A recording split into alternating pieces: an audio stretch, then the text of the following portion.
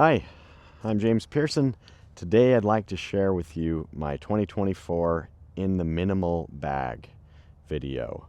So I'm giving you the perspective of an over 40 player who is edging between beginner and intermediate, at least according to my non-expert opinion. I enjoy the minimal setup, and I'll share why and why it may be perfect for you too. I'm going to share 5 essential disc slots that I rely on, and then 2 slots that are flexible that depend on what I'm doing that day. So first of all, why do I like minimal? It's a lot of fun for me to go through the different disc slots and work on figuring out which disc is best, which one I like the most, that works best for that slot. And so that's kind of a process I've gone through. I'm slowly progressing as a player, and right now minimal makes sense for me. I don't want to carry around a big bag, and the discs I've got are awesome. I love throwing them. And so I will say though, maybe eventually I'll see the light of a larger bag with a lot more discs in it. The fact that I have a small bag here doesn't mean that I don't have a whole bunch of other discs sitting at home that could fill up a larger bag. So let's go through the list one by one. All right. First of all, what is the bag I'm using? The bag I'm using is, excuse me, the Nutsack brand OG Disc Golf bag. These guys have a little bit of a weird name, but the bag's sure great quality, and it fits, I'd say, 5 to 7 discs, depending on what size they are. So what do we got in here? Let's talk first the 5 essential disc slots. Let me just quickly go over those. What I'm calling 5 essential disc slots are the first overstable fairway driver, second straight fairway driver, then we have a overstable midrange, a straight midrange, and then we have a putter. Now that putter is used for both throwing and putting. That may be a deal breaker for some people, but for me it really hasn't been. So let's go through one by one which disc I've selected for each of those slots. The first slot that I mentioned, overstable fairway driver. The disc I've been using, I haven't had this all that long, is the Firebird. And this is specifically the Broderick collaboration Power Grip series Firebird. That's kind of a flat top. And this is a 9-speed. Numbers are 9304. So definitely pretty darn overstable. Let me go ahead and do a throw here. I'm going to set down my bag there, and we're just going to do a quick throw. Haven't warmed up, haven't thrown yet, so we'll get what we get.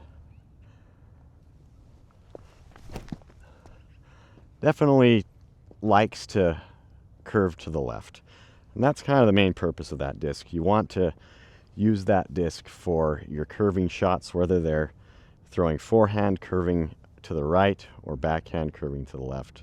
That's going to get you around obstacles, and it's also going to be reliable in the wind. Our next disc is the straight fairway driver. So the disc I've selected for this lately, this changed a lot, is the River. The River is a 7-7 -1-1 disc, and so it has very high glide. For me, this is my max distance driver, and for most people, I think that you're going to benefit from a slower number, slower speed driver. And for me, this one flies out to 350 feet. That is my max record distance, and I hit it with the River. There's other discs I've tried in this slot, like the Trail. That one was the one I was using before this. The Trail 320 is about the max I get. It's a little more overstable than this is for me. Let's just do a nice and easy throw, try to get it to go straight. And I'll demo this.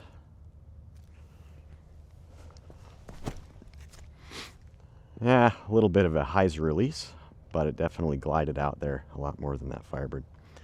So, really enjoy that for max distance. As you can see, there's some flexibility in straight versus hyzer versus and hyzer as well, which you can do. So next, let's move on to the next slot, the overstable mid-range. So right now, this is a new disc to me. This is the Birdie Ultra. I have tried other discs in this slot as well, and I continue to do that. This is also a Broderick collab disc that I recently got, which it's pretty soft, pretty flexible. It's 5303 are the numbers, so relatively overstable. For me, this disc hasn't seemed as overstable as expected, but it's great for shorter distance than a driver, where you want to curve around an obstacle. Forehand to the right or backhand to the left. Let's go ahead and throw this as well. See if I can get it a flat throw for once. Yeah, a little flatter, but that was decent. For me, I'm gonna say that disc in particular has got more of a 2 fade than a 3 fade on the last number.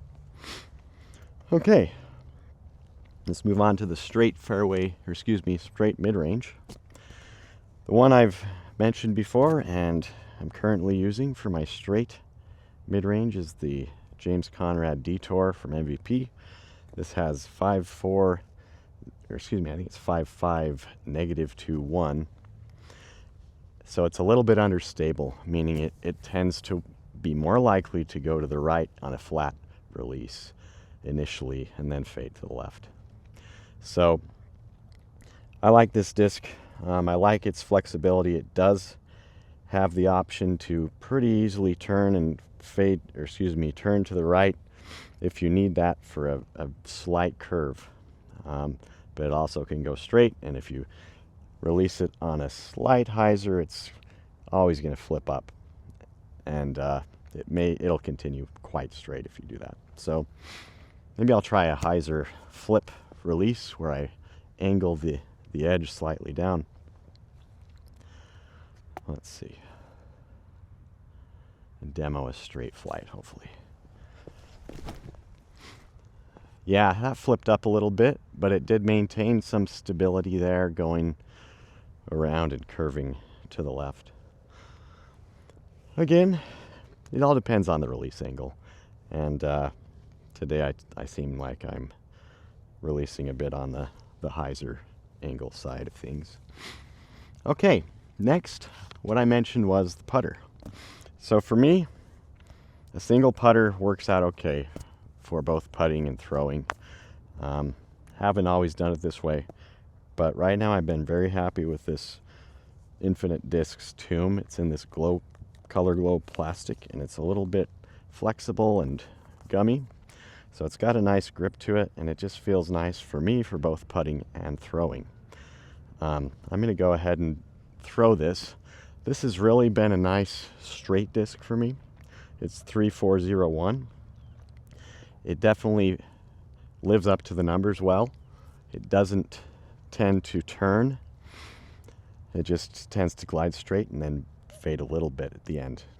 Today that probably means it's going to fade a little bit more because of how I keep releasing these, but let's go ahead and try.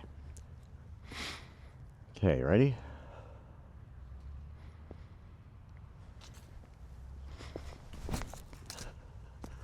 Yeah, pretty much what I what I predicted. A slight hyzer release, a little bit downward angle. That one will definitely go straighter than that demoed, but again, that's what I'm doing today. No big deal. So the last 2 slots in my bag are optional slots. I don't always throw in a disc for those. Today I've got in one of those slots a very overstable disc. This is the Justice. It's dynamic discs, and it's 5.1.1.4. But I'll double check that. Either way, it's a weird, very overstable disc. Great for flex shots, sidearm, forehand throws. Flex shot is nice to do when you need to have a more compact S curve in the flight, and so the overstable discs are capable of this, especially this one. Maybe I'll do that So here we go. Got some company here a little bit.